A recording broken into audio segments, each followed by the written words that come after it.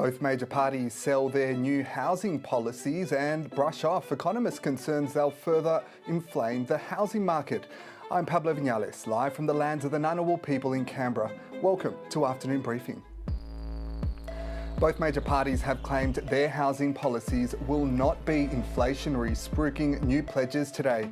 Labor's plan would allow first home buyers to purchase a home with a 5% deposit, as well as spending $10 billion to build 100,000 homes specifically for first home buyers. The coalition would allow first home buyers to make the first $650,000 of their mortgage repayments tax deductible. We'll ask housing economist Peter Tulip for his thoughts. The government is staying tight-lipped about what it knows regarding the recent departure of Russia's long-serving ambassador to Canberra. The ABC revealed Dr. Alexei Polovsky returned to Moscow over a week ago without details over when his replacement will be approved by the Department of Foreign Affairs and Trade. Will we hear about a new appointment soon? We'll ask Finance Minister Katy Gallagher. And the Prime Minister has backed Adelaide's plan to co-host the COP climate conference next year. He also defended the conference against Peter Dutton's previous claims that it would cost billions to hold the event, saying it would boost the local economy. Will the coalition campaign hard against holding COP? I'll ask our political panel.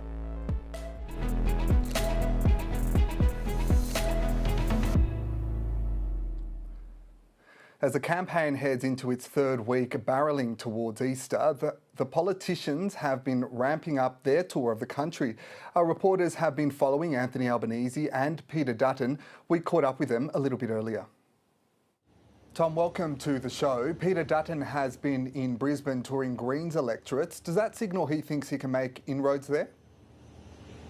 I think it does, Pablo, at least in 2 out of the 3. Of course, 2 of the 3 were held by the Liberal Party. They are Brisbane and Ryan. We went to Ryan first, right on the outskirts of Brisbane to a new housing estate, right next door to Peter Dutton's electorate of Dixon. I think that's probably the one that Liberals say they've got the best chance of reclaiming. And then next to the one that they had the second best chance of reclaiming in Brisbane, a quick petrol station stop to end the day. Sandwiched in between was a stop to Food Bank in the seat of Griffith. That's Max Chandler-Mather's seat. He won that off Labor. I don't think the Liberals would think they're quite as much of a chance here, but it's just a reminder that really it's a 3-party contest over housing. We know the Greens have been talking to that demographic of young renters for quite a long time about the housing crisis. Both Labor and the Coalition have recognised in this campaign that they really need to amp that up. Peter Dutton's new housing policies announced over the weekend have given him the wind in his sails to do that. I think that's why it was an inner city tour through Brisbane today, really trying to make that pitch to young first home buyers. It's been a wet and windy day in Brisbane. I feel like I'm standing in a whirlwind now after Peter Dutton's whirlwind tour, just before we board the plane to go who knows where else. But yeah, it's a job done in Queensland today for Peter Dutton. And Tom, Peter Dutton also brought a special guest on the trail today with his son in tow. Why do you think they've done a double Dutton? Yes, it was a family affair. It was son Harry, who's studying a trade, who came along and donned the high vis with his dad at that housing estate where new housing is being built out in Ryan. It may be that Harry's in the market to buy one of the houses that's being built out where we were today, Pablo, because we learnt that he is in the market. He's saving up, trying to buy a house, but he says he's a little way off yet. And that created a bit of a trap. We know, never work with children in politics. Even when they're adult children, maybe that has some snares in the road. Seemed that way for Peter Dutton when he then got the question, well, if your son's struggling to buy a house, why don't you help him out with a bank of mum and dad? Wasn't a question he wanted to go anywhere near. He deflected it very, very quickly. No answer on the bank of mum and dad. Of course, the Liberals would say, well, we want to end the bank of mum and dad for everyone. We want to make it easier for people to get a leg into the housing market with their own money. But just goes to show when you bring the family out on the trail, it adds a bit of an element of unpredictability. But Peter Dutton's team, they think he's more relaxed when his family's around. They featured very heavily in the campaign launch, of course, yesterday. A video testimonial from his kids. A lot of banter between dad and kids. I think this must be the 2nd or 3rd time that poor old Harry has been roasted on the campaign trail. So showing a little bit of the family side, that is part and parcel, of course, of the election trail. And Tom, just before we let you go, it looks like they are certainly picking up the pace. Any sense of where you might be headed? We have absolutely no idea, but it's going to be a blitz all over the country, I think, over the next 3 or 4 days, Pablo, because as we know, heading into the Easter weekend, people start to go on holidays, they might switch off from politics. When they come back, they start voting. So if Peter Dutton wants to get these new ideas in the minds of voters, he's really got, after this one, another 3 days to do it. So, we know the ABC is hosting its own election debate in Parramatta later in the week. That's a landmark in the calendar that we're all looking forward to. Suspect will be going really all over the place before then. Yes, looking forward to that debate. Tom Crowley, thank you so much. Thanks, Pablo. Olivia Casely is with Anthony Albanese's campaign this week. She spoke to us shortly after the Prime Minister stood up for the second time today. Olivia, welcome to the show. You're now in Tasmania, where we've just heard from the Prime Minister. So what did he have to say and what seats are in play there? Well, as you can see, we've got the high-vis outers as part and parcel of the campaign trail. The Prime Minister at this paper mill in the ultra-marginal seat of Lyons that is held by Labor on an ultra-thin margin of 0.9%. And he was announcing $24 million to help this paper mill essentially decarbonise and transition to green energy. It is the fourth largest industrial emitter in Tasmania. And this speaks to the broader problem that Labor is facing in this state. There are a number of seats in play, including Bass and Braddon. And ultimately, what we're seeing with issues, whether it be salmon farming or indeed industries such as this, Labor trying to support local regional jobs, but at the same time trying to juggle it against environmental concerns as well, because of course they're facing some challenges, especially in inner city seats, over those environmental concerns. And Olivia, you started the day in Adelaide. What was the Prime Minister doing there? Well, this was all about this morning, essentially sending his pitch on housing to the people of South Australia. So he was really spruiking his $10 billion promise to build 100,000 new homes explicitly for the purchase of first home buyers. And we actually visited a site in the seat of Adelaide where the South Australian government has implemented a similar policy. So federal Labor is taking a bit of a leaf out of the Malinowskis government's book there. Ultimately, there are 2 key seats in play in South Australia, that being Boothby, that Labor holds on a slim margin, and they're also hopeful of picking up the Liberal stronghold of Sturt. Anthony Albanese did pay a visit to a local community group there that cooks lovely Italian meals for the disability centres and community groups, and Anthony Albanese seemed pretty confident, I've got to say, that Labor will be able to pick up that seat, which would be a pretty big political upset on May 3 if they do manage to turn what's been a long blue-held seat red. OK, Olivia Casely, thank you so much. In other news today, Russia's long-serving ambassador to Australia has returned to Moscow, but it remains unclear when his replacement will be approved and who it will be. Diplomatic relations between both countries have deteriorated sharply since Vladimir Putin's invasion of Ukraine began in 2022. Alexei Polovsky packed up his Canberra residence last week, and today Defence Minister Richard Marles couldn't be drawn to comment. Can you perhaps run us through where the approval process for this replacement is at? Again, I'm not in a position to go through that. Is that because of national security advice? I'm not going to go into that answer now. Can you? Is there any transparency the government can give at this time in regards to the situation? Look, again, I'm not going to go into it now. There may be more to say about it later, but I'm not going to go into it now. Defence correspondent Andrew Green broke this story and he joins us now. Greenie, what do you know about the outgoing ambassador?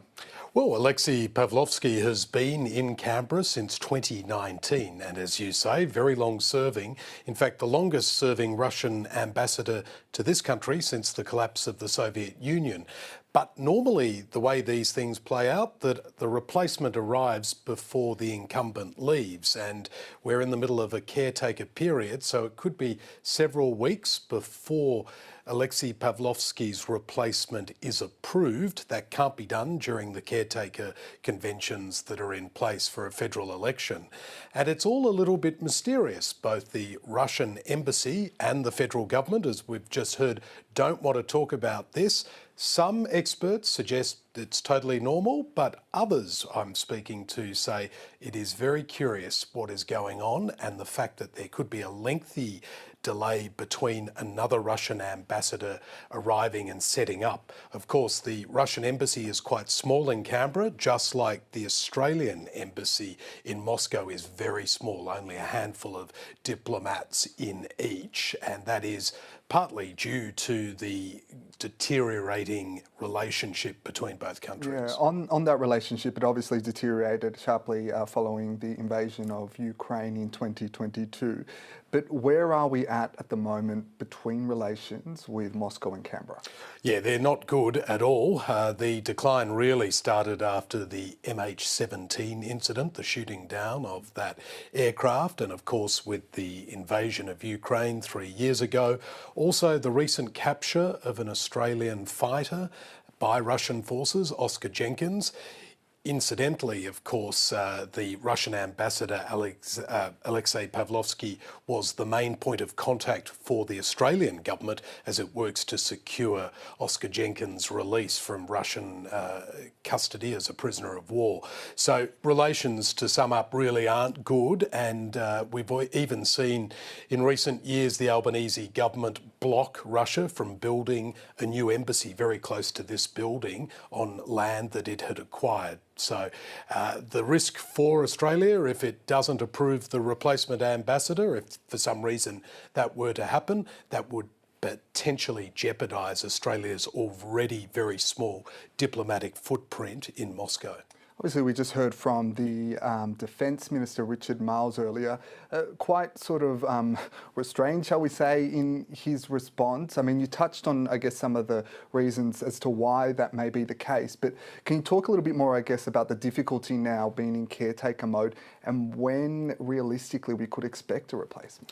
Yeah, so under caretaker, there is in diplomatic world a term, agrément, which is the formal agreement of a host country to accept a nominated ambassador.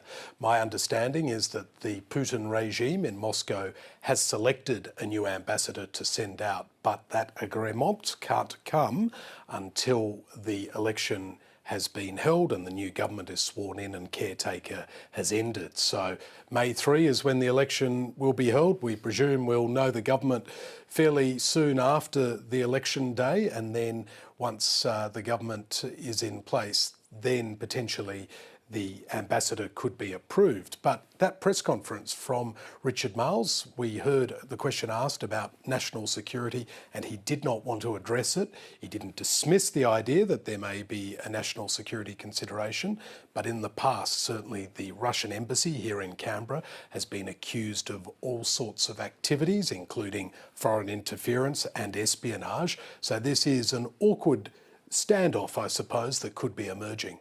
Is there a danger here, given that we're in this kind of limbo now, if there is any kind of, I guess, further escalation or emergency where the Australian government does need to make direct contact? Well, there are already mechanisms, and there is a chargé d'affaires who is now the most senior diplomat for the Russian embassy here in Canberra, and she is a long-serving diplomat herself, so she is by default now the primary contact, but it is it is already a very small embassy, and there is one fewer diplomat. There's one less diplomat now that is in that embassy. And for Australia's presence in Russia, well, that is also very small, and Australia has debated the idea of, in the past, getting rid or expelling the Russian ambassador here in Canberra. Both sides of politics have, since the Ukraine war, stopped short of doing that, but that was always a possibility as well. Okay, Andrew Green, thank you for your time. Good to chat. And onto housing policy, the Prime Minister was keen to highlight the government's belief that a pledge to build 100,000 new homes would counterbalance any increases in demand that might result from its plan to allow first-time home buyers to purchase a home with just a 5% deposit. He says it's the key difference between Labor and Liberal policy. What we are doing is also addressing supply. That's the critical difference between our policies. The other thing that we're doing, and I was surprised that Claire missed this one, the Housing Australia Future Fund. They're going to get rid of it.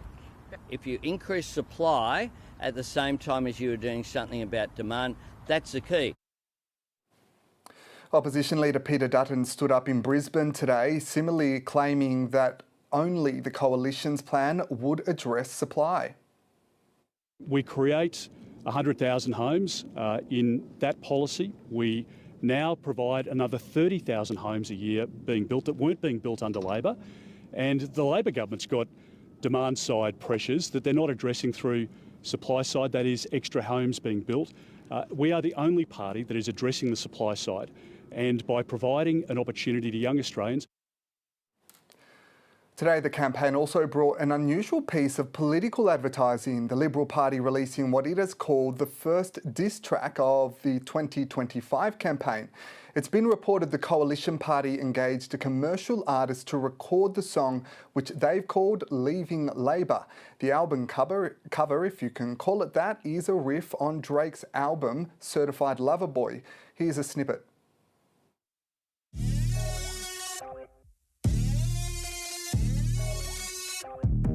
The way that it's supposed to be. The money we're spending on groceries, I just want to buy some eggs and cheese. $100, you kidding me? It costs too much to live. The economy's looking a mess. So we living check to check. Labor got us feeling so stressed. We need to find a solution. Need to switch up the people in power. I just want to put food on the table, so I'm willing to do what I gotta. Bring them prices down. This is what we need. Cause Albo's gotta leave. Albo's gotta leave. Okay, to discuss diss tracks, housing and everything else, I'm joined by my political panel today, LNP Senator Matt Canavan and Green Senator Barbara Pocock. Welcome to you both. Hi. Now, before we get on to policy matters, I believe you both just heard what is apparently a rap diss track released by the Liberal Party. Matt, will you be putting this on your campaign playlist? Probably not, but look, it's a catchy tune. It sounded okay. All right, well, it's if that gets the message out, you're definitely, the ABC's pushing that message that the average Australian family here is paying $3,000 a year or more in groceries under this government, and a big reason for that is the loss of control of our energy policy, some of the highest energy prices in the world. So if it makes more people understand those real issues which are causing pain for every Australians, I'm all for it. Okay, Barbara, any thoughts on that tune, and could the Greens be coming up with something better? I think we'd be a whole lot better than that. That is not going to be a memorable hit for the 2025 election, I'm willing to predict. I think if you want to connect with young people, have some policies that actually matter to them. You know, deal with student debt, talk about housing, make some real changes that make a difference. And I reckon if Peter Dutton needed a theme song, it should involve backflips. Okay, let's get on to some of those policies now. A number of economists say that both Labor and the Coalition's housing policies will fuel demand and push up prices. So, Matt Canavan, to you first. Are you making a short-term sugar hit decision while ignoring some of the long-term consequences when it comes to housing? Well, the housing plan that Peter Dutton announced yesterday from the Liberal and National parties directly seeks to encourage new supply of housing. The tax deductibility on mortgage payments is available for people who buy a new home. That will incentivise people to develop new homes, build new homes, and of course that's what we need. Those are structural issues you're talking about. The simple fact is that under this government, 500,000 people a year have been arriving, yet we're only building 170,000 homes a year. So the math doesn't stack up. So under our plan, we will build more houses. We are in the medium term also making sure we build the infrastructure required to open up new housing developments. We have $5 billion there to do that. And of course, we'll also help people save for a deposit with being able to use their own money, their own superannuation, not just to use what they've already got in their super account, but to put money in super at a tax-advantaged tax rate of 15 cents on the dollar. And that will help people get the deposit early, because it's so hard for young people to save up to their deposit, especially when they have to pay the crushing income tax that exists in this country. But Matt, on some of those policies you mentioned, the superannuation for that deposit, and also the tax deductibility for the mortgage repayments, how is this policy not going to just push housing prices up, as a number of economists are warning? Well, those economists, and look, I count myself as an economist too, worked for one for a while, they're effectively saying in technical terms that the supply curve is vertical, right? So if you increase more demand, supply curve is vertical, doesn't respond to price, then yeah, sure, it'll push up prices. But I don't think that exists in the real world, and especially as some of our policies actually seek to increase supply, as I've just gone through, including by incentivising these payments towards new builds, encouraging or putting investments aside to open up new developments, that will shift the supply curve outright towards the right and alleviate some of those increased price pressures from more people having demand. So look, I'd love to have a debate with economists about this, but I think they've got, in technical terms, the elasticity of the supply curve totally wrong. It doesn't seem to make any sense with the real world. This will help young people to save up for their home, as I said, by using tax-advantaged superannuation accounts. It will encourage new builds by encouraging people to provide new homes to people that can deduct their mortgage interest rates from the sale of those, and that's what we need in our country. You accept that prices will go up as a result, though, don't you?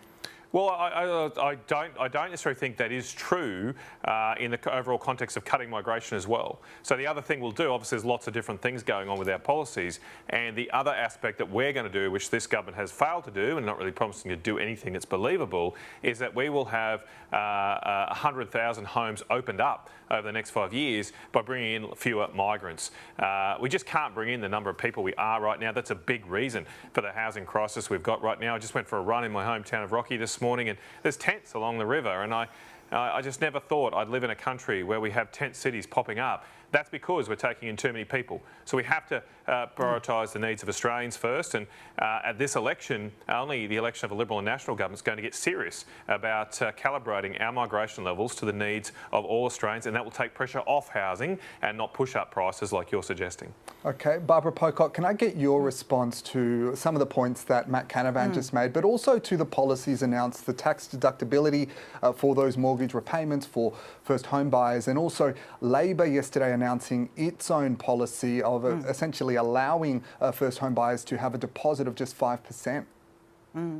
Well, I think every element of Peter Dutton's offering on housing will push prices up, and it will push them up very, very significantly. It's all about feeding demand. It's pouring petrol onto demand, and it is not dealing with supply. So there is, it is a set of policies from Dutton which are struggling to find an economist who will say anything positive about them. Indeed, Christopher Richardson this morning called them dumb.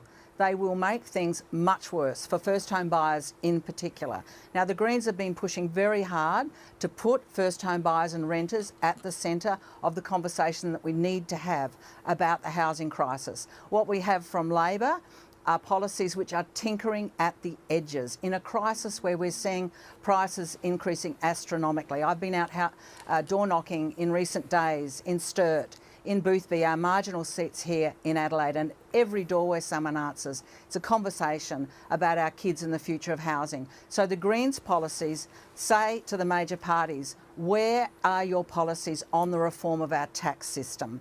Negative capital gains tax discounts and negative gearing are policies which put $176 billion of taxpayer money in coming years in the pockets of wealthy investors in real estate, and fail to equip first home buyers who stand alongside them at auctions. So what we want to see, and we're saying to the major parties, where's your guts on tax reform? We must reform those tax benefits such that For your first investment property, we say, yes, access to those tax benefits. But on your second or your 200th, you should pay the same rate of tax as everyone else. And you should not stand at an auction alongside a renter or a first home buyer with a big tax return cheque in your hand, giving you a huge advantage and pushing up the price of housing. But we also need two... We need two other... If you let me finish, I didn't interrupt you, Matt. Two other things are absolutely essential and need to be dealt with as well. We must take action on rents. We need to cap rent increases, and we should not have unlimited rent increases available in all of our major cities where so many renters are struggling. And we need government to be in the business of building affordable social housing. We have policies on all those issues as the Greens, and we say to first home buyers and renters, don't be dudded, don't be confused. Pay attention to policies that will take those wealthy investors out of the property market and give first home buyers and renters more of a shot. Yeah, Barbara Pocock, but you mentioned Chris Richardson. He was critical of both policies that were announced. So is there one that you think is better than the other and one that you would be prepared to work with in the case, say, of a hung parliament? We would support measures that grow supply. So that is an initiative that is part of what Labor's offering, and that's a positive step forward to see the building of housing across the country that we need. But if you look in the detail of Labor's policy, we see it will build something like, when it begins in 2 years' time, so it's a wait, it'll build something like 80 houses in each electorate across the country on average for 8 years. We have a crisis that is way bigger than that. We need to have government investing much more significantly, especially in social and affordable housing. And we need both major parties to stop backing massive tax cuts that only flow to people who are investing in housing, not to those first home buyers, not to those renters who really need a leg up in a crisis that we have not seen in this country for well beyond 50 years. We need a proper response that goes to tax, to building supply, and to making sure we look after renters. Matt Canavan, going into this election, the opposition is promising to abolish a tax cut. Labor's tax cut worth $17 billion, spend $10 billion for a one-off offset, $6 billion to cut the fuel excise for a year, and tax-deductible mortgages for 5 years. These are all limited measures. So what are you offering voters in the long term? Well, in the long term, of course, we've got to restore fiscal responsibility, and one of the reasons we haven't signed up to the $5 a week tax cut that Labor Party's put in place is it doesn't provide that much benefit to individual taxpayers, but it does cost a lot of money to the overall budget, $17 billion in its first 2 years, and then, as you say, potentially forever. So we've got to have a calibrated system in place. We do need, of course, to provide relief to people right now that are struggling. We have targeted that relief to people on low to middle income salaries. That's why you mentioned there the tax offset policy we've announced, a $1,200 tax offset is available for families or people who earn up to $144,000 a year. Likewise, the interest rate deductibility is means tested to households up to $250,000 a year. And so it seems strange to me that it is the Liberal and National Party here that's trying to target our assistance to people who need it, yet it's the Labor Party that provided a tax cut to everyone. Keep in mind, Barbara, everyone gets the $5 a week tax cut. As I say, I just think that costs too much money right now in an environment where we've been spending too much to fuel inflation to give rich people a tax cut. If the Labor Party wants to do that, fine, but on our side we're looking after those who are poorer and struggling right now in our community. But do you feel comfortable going to an election now saying that you will abolish a tax cut that predominantly affects or will benefit a low and middle income earners across the... Well, it's not true. It's actually not true. No, the Labor Party's tax cut does benefit higher income earners more than those on very low incomes, because those on low incomes aren't necessarily paying the full amount of the 15 cents and a dollar current threshold they're reducing.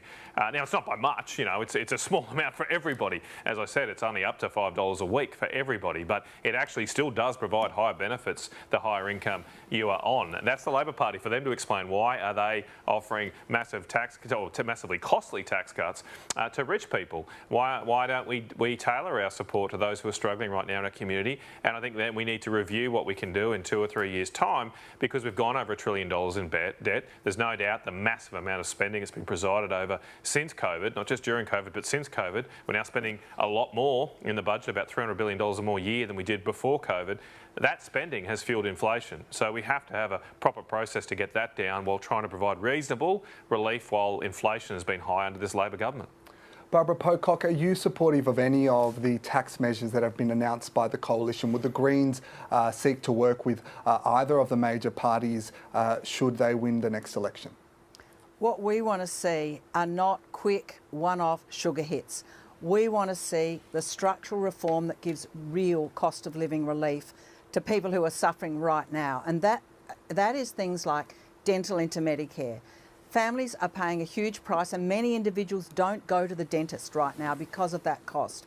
We pay a price in our health budget for that. We need to make visiting the GP cheaper, and we need to assist people with the level of student debt they have and deal very firmly with the duopoly and the price gouging that's going on in our big supermarkets. Now, we have pushed hard as the Greens on every one of those fronts, and we've seen Labor come towards us under that pressure. That is the kind of long-term structural reform that will make a difference for householders and benefit our budget more broadly. Sugar hits in the tax system will be here today, gone tomorrow, and we look at the major parties, it's Tweedledum and Tweedledee.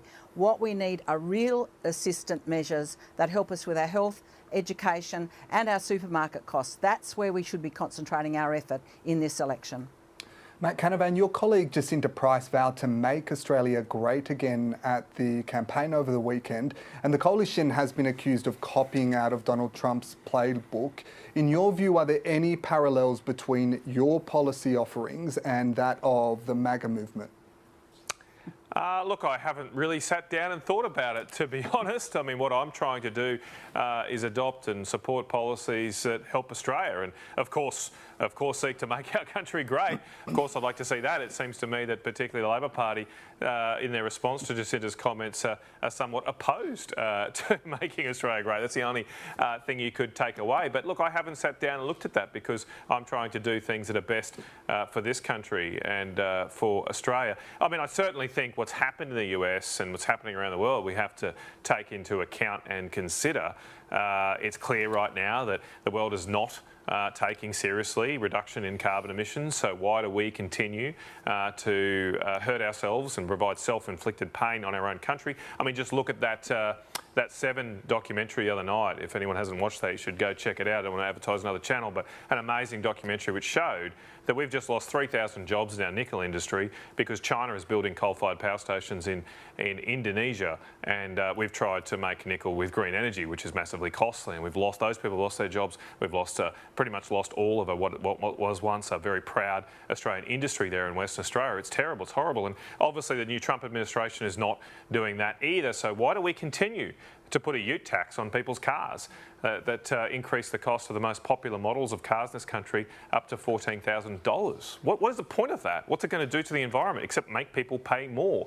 And that's why we'll scrap that and get rid of this madness and help Australians first. That should be, I think, the response to what's happened in the US in the last 6 months is we've got to look after our own country and stop obsessing over what happens in the US, what happens in Europe, what happens in China. We have all the natural resources and potential here in this country to look after ourselves if we just allow ourselves to use them. Sure. Barbara Pocock, just quickly before we let you both go, do you think MAGA politics has made its way into the campaign?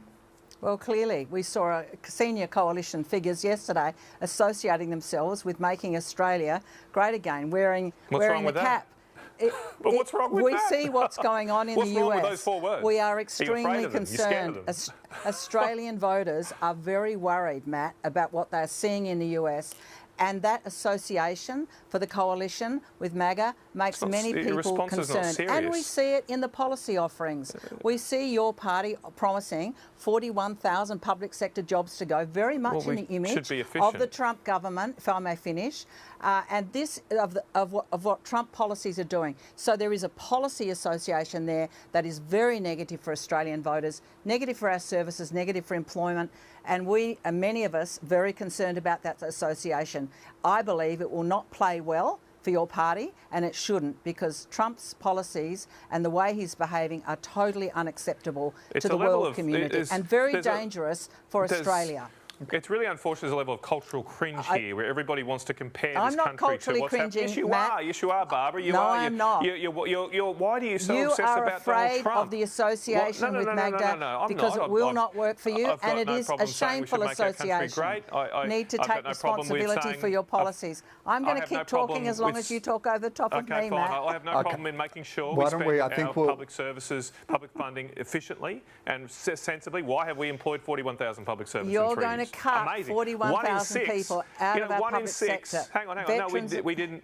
We're going to reduce it over time. 1 in 6 public servants today were employed by Anthony Albanese. All right, I think we're going to have to agree to disagree. Sorry, Matt Canavan, Barbara Pocock, I'm going to interrupt you both there. Let's agree to disagree on that one. I'm sure we'll have plenty to discuss through the course of the next few weeks.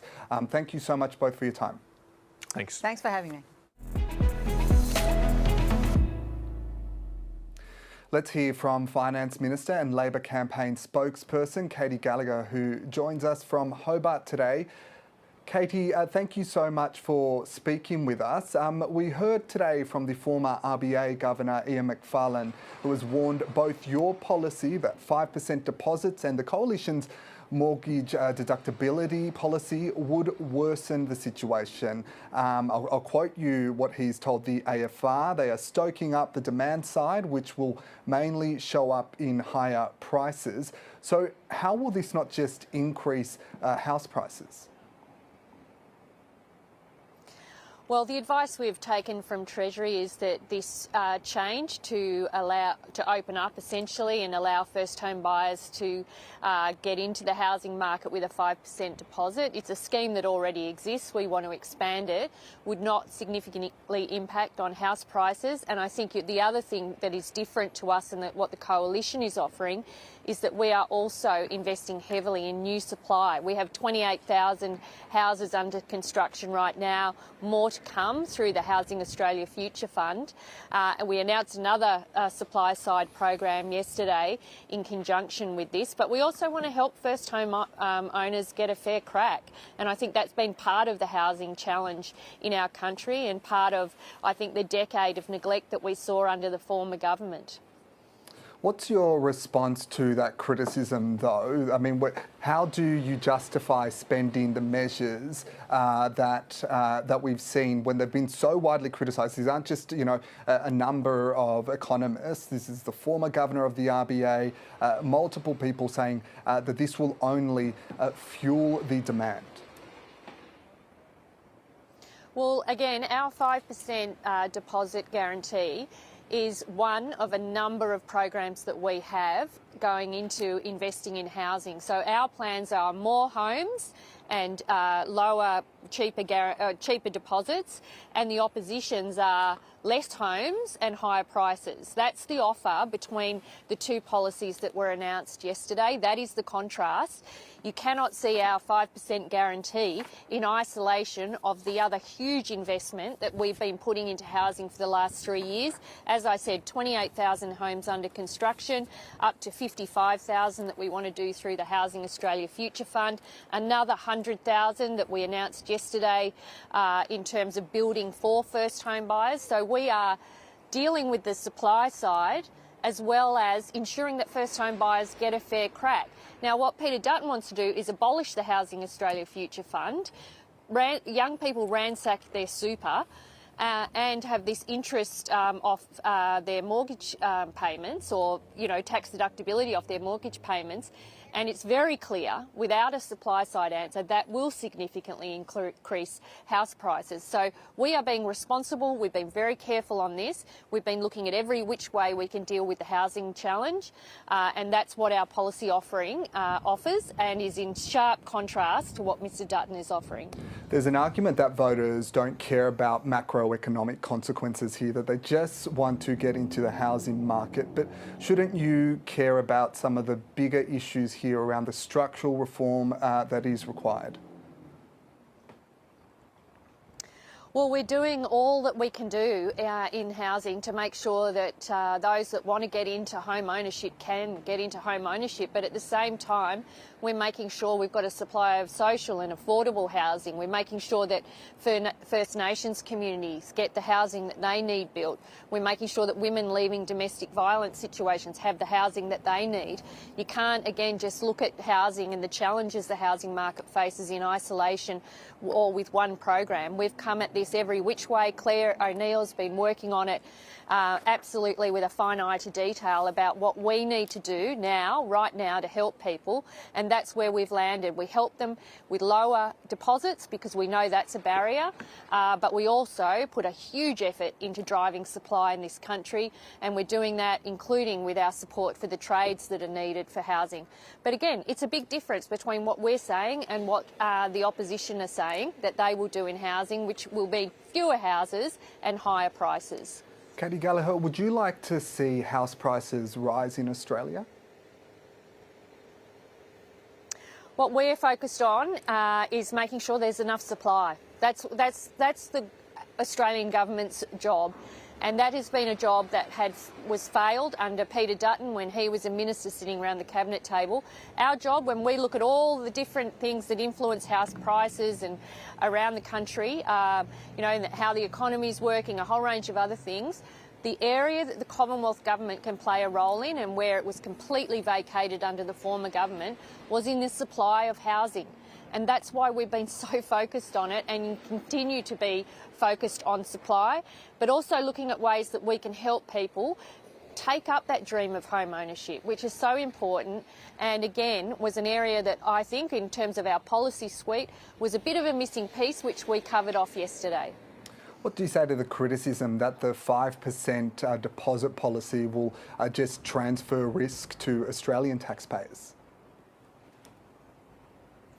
Well, it doesn't do that at all. This is an existing program, so we've had it in place for some time. This is obviously expanding it to all first home buyers if they choose to use it. And we've had tens of thousands, I think over 100,000 use that program, the guarantee system, and we have had, I think, a total of 3 defaults. So it's a very tried and tested program, and the costings that will be reflected in the budget or in our costings when we release them reflects that very low default rate, because it doesn't change anything about what you can borrow. It doesn't mean you borrow more. What it means is that you can get into housing with a lower deposit, and the Commonwealth will back you on that. But we've seen it a very successful program, which is why we've decided that this is the way to open it up for more first home buyers. Okay, the Greens are obviously pushing for reforms to tax concessions for property investors, namely negative gearing, the capital gains tax discount, saying it will be front and centre in the next parliament. Is reforming this area something you would consider entertaining in the case of a Labor minority government? Well, that is not our plan. We have no plans to do that. And as the Prime Minister has said, for every time I've stood next to him on this campaign, we are campaigning for a majority Labor government. If people want to see, you know, strengthening in Medicare, more housing, those income tax cuts, then you've got to vote Labor. And this idea that the Greens are out there pointing the finger and telling the world what their demands is, just shows how arrogant they are. The election is between Anthony Albanese and Peter Dutton, and we're going to be very clear with people about that. If you want a Labor government and to see us put forward our policies, then you've got to vote Labor. Katy Gallagher, just before we let you go, the ABC has revealed Russia's ambassador to Australia, Alexei Pavlovsky, returned to Moscow over a week ago without details over when his replacement will be approved by the Department of Foreign Affairs and Trade. Minister, when was the government made aware of his return, and when can we expect a new appointment? Look, Pablo, I don't have anything that I can assist you with in that regard. I mean, those matters would be quite rightly matters for the Minister for Foreign Affairs, so I can't assist you with that. Okay, Katy Gallagher, thank you so much for your time. We appreciate it. Thanks for having me on. Independent Senator David Pocock has previously said the major parties show a chronic lack of courage when it comes to dealing with the housing crisis. He joins me now. Senator, thank you so much for your time. Good afternoon, Pablo. On the competing housing policies we've seen announced at the launches, do you welcome these announcements? Well, I think if people were hoping for some long-term vision and actually dealing with some of the root causes of the housing crisis and how we've landed up in this situation, they will be very disappointed. You have to acknowledge that at least one of Labor's policies will add to supply, but this is just a vote-buying exercise from the major parties. Where is the structural reform? Where is the vision for an Australia where you can actually afford to buy your first home without help from the Bank of Mum and Dad, or now the Bank of the Government helping underwrite it? I want to talk about some of those reforms that you're pushing for, but is there one policy that you're more inclined to support, specifically when it comes to the Coalition's tax deductibility for mortgage repayments, but also that 5% deposit scheme by Labor? Is there one that's more attractive for you as a crossbencher? Well, I think you have to acknowledge that at least Labor's policy with the 100,000 new homes will add to supply, and we saw the Grattan Institute say that this could actually be meaningful in terms of supply. But neither of them want to actually tackle one of the root causes of this is a tax system that treats housing as an investment vehicle, not as a human right, not as something that you actually need to be able to flourish in your community and society. And this is what the major parties are missing, is some long-term thinking and some courage to actually take on these challenges. And it seems like their whole election strategy is to basically say, well, we're slightly better than the other bunch. Like, how have we got to this point in Australia? And I think you're seeing independents across the country listening to their communities saying, no, we want a long-term vision. We want a plan for this. We want to tackle the things that have been in the too hard basket for too long when it comes to our tax system, capital gains tax, discounts, negative gearing, stamp duty. These are all things that we should be dealing with. Yeah, so on that, the Greens are saying that that will be a priority for them in the next parliament if there is the case of a minority government and if Labor is in a position to form minority government. Negative gearing, the capital gains tax discount, is that something that you would like to see some movement on, some negotiation on? Will that be a term for you of negotiation? I mean, every day is minority government in the Senate, and I've been pushing the government on this for the last 3 years. What I'm hearing from people I represent here in the ACT is that they want sensible reform when it comes to capital gains tax discount and negative gearing. Last year, I worked with Senator Jackie Lambie to get the PBO to cost a whole bunch of different things that we could be doing.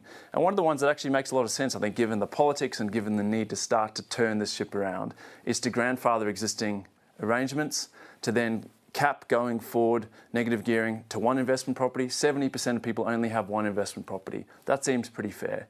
And then to reduce the capital gains tax discount to 25% for new builds, for new supply. And so you're dealing with all the arguments that people put forward about why we cannot possibly change this. You're honouring investments that have been made under the existing rules. You're incentivising supply, and you're having a far fairer system when it comes to negative gearing that acknowledges that the majority of people may have one investment property for retirement if they have a small business, or I think that's quite legitimate. But if you've got 7, 8, 10, 20, 30 investment properties, the taxpayer shouldn't be propping you up on that.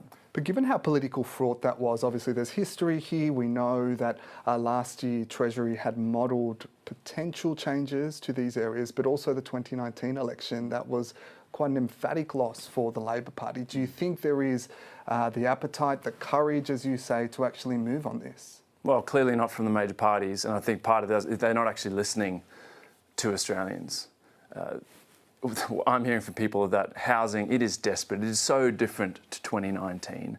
And people recognise when you have a system that is set up to have something as a wealth creation tool, as an investment vehicle, not as something that is so fundamental to just being able to live and function in a society, then we have to change things. And I think people are up for just sort of pragmatic, sensible solutions. And that's what the crossbench is consistently and continually putting forward. And I really hope at this election, people look at the major parties' attempt at what I think is just bribery, right? Just tax cuts and handouts and all sorts of things, versus community independents who are saying, well, actually, we need some structural reform. We need some big changes to the way that we structure housing. And that is how we're going to get into an Australia in the future that I think people want. So will that be sort of non-negotiable for you on those areas? Well, as I said, neither of the major parties have the numbers in the Senate. And I've seen when the crossbench balance power, we get better outcomes. Hopefully there's a minority government and there'll be a lot of negotiations with a bunch of, from what I've seen, very fair-minded independents in the lower house, and hopefully a bunch more at this election. We have seen reports that independent MP Allegra Spender, she admitted that she's been paying a social media content creator to make videos talking about the great things that she's doing. Is that something your campaign is doing? I'm not doing it. I can see why people are doing it. I think it's a real challenge trying to reach different audiences. I think particularly younger audiences, trying to engage them in politics, which can be a challenge. But certainly I think if there is money exchanging hands, it should be very clear that it's been paid, it needs to be authorised. I think as politicians, we need to be holding ourselves to a higher standard. Do you have concerns about that, though, about the kind of declaration of this sort of activity? Well, clearly this is all pretty new. I think there should be clarity. I certainly think that it should be clear that they have been paid. It should also be authorised. We are in an election campaign, and this is sort of election material. And so I think those two things should be the minimum requirement when it comes to influencers and others. But let's not forget, we're seeing groups like Advance Australia run campaigns for the Liberals in places like Wannon against Alex Dyson, in places like Cowper against Kaz Heiss, and there are some pretty filthy campaigns that they're running. Was Allegra's activity, though, transparent? As I said, I think that this is all new. Certainly not something I've done and I plan to do, paying influencers, and I think that it should have been clear that they were paid. Even if they had creative control, I think people expect that sort of transparency. And knowing Allegra, she's very much has that sort of school prefect energy. She wants to do the right thing all the time, and I'm sure this is something that she's grappling with. I've got a huge amount of respect for her. Okay, David Pocock, thank you so much for your time. Thanks, Pablo. Staying with housing, many prominent economists have criticised both major parties' flagship policies out of concern they will fuel demand for houses without doing enough to address supply. Economist Chris Richardson referred to both policies as a dumpster fire of dumb stuff, a characterisation Anthony Albanese resoundingly rejected when it was put to him. Respected economist Chris Richardson has described your tax and housing policy and Peter Dutton's as a dumpster fire of dumb that may fuel inflation and won't grow our revenue pie as a nation. What's your response to his comments? I'm happy to bring Chris Richardson here, have a look at the construction, have a look at the jobs that are being created here, have a look at the economic activity that's right here, and then I'm happy to bring him back and meet the people who are living here in a home as well. Joining us now is another one of the economic skeptics of these policies. Peter Tulip is the Chief Economist at the Centre for Independent Studies. Peter, welcome to the program. Hi Pablo, how are you? I'm well, thank you. Let's go through both sides of the announcements on housing. So starting with the government's 5% home deposits and $10 billion to build 100,000 new properties for first home buyers. What's your response to that policy? So on both sides, the policies are mixed. There's good and bad on both sides. I'm not as critical as Chris, or at least I'm trying to see the good side in what they're doing. The good on both sides is the supply side measures, that they're both parties are trying to get housing construction going, and they're both putting substantial resources into it. So the government is committing $10 billion into building 100,000 homes for first home buyers. That won't solve the problem, but it helps, and it's working in the right direction. So I like that policy. In contrast to the government guarantee for new lending, I think that is a very dangerous policy, that you're offering home buyers a one-way bet and encouraging them to take risky gambles on the housing market. Government guarantees have a track record of ending badly, so I'm not a fan of that policy.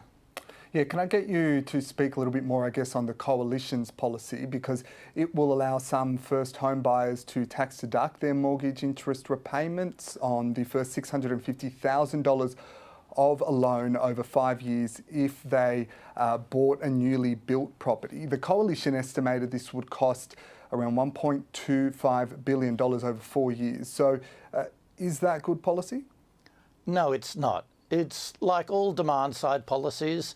It gives money to home buyers who will use that to bid up prices. So the lucky beneficiaries may be better off, but they make housing more expensive for everyone else. That unless you do something to boost supply, you're just reshuffling a fixed stock of housing. Is there a lesser of two evils here, though, if you had the chance, or if you should choose between the both policies? Do you think that they could, I guess, work in conjunction with some more, I guess, more structural reforms? So yes, and in particular, there are arguments for doing measures on the demand side. There are obstacles to finance in particular. And I'm a fan of the Coalition's policy of super for housing. But it does have this problem of boosting demand and putting up prices, so it needs to be coupled with measures that boost supply. And in that context, the Coalition wants to spend $5 billion on housing-friendly infrastructure, which they estimate will unlock about 500,000 new dwellings. That's actually one of the biggest single policies that has the most effect on housing affordability that have been mentioned so far. Is the issue, do you think, that partly there is no consumer appetite for more structural reform? And is it just harder for politicians to market this in this political environment? No, I don't think that's the problem. I think what you're seeing in particular with the New South Wales and Victorian state governments, that housing is a huge issue in those states, with those governments acting very aggressively to get supply going. And part of the problem we have at a federal level is that the main levers by which you can control housing supply are held by state governments. So the federal parties are a bit limited in what they can do, and that does tend to bias them towards symbolic measures. But the public definitely wants housing reform, and to a significant extent it's getting that from the New South Wales and Victorian state governments. The criticisms were put to both the Prime Minister and the opposition leader today. They point to the real world impacts of this. They said, look at the construction, look at the jobs and the first home buyers who will benefit. How do you make a case for longer term reform in this political environment where people are really feeling the pinch and are feeling very pessimistic about ever owning a home? You need to look at the research, and that overwhelmingly shows that increasing supply is the way to make housing more affordable. Some of that research is fairly sophisticated and technical, but some of the evidence is just very clear and simple.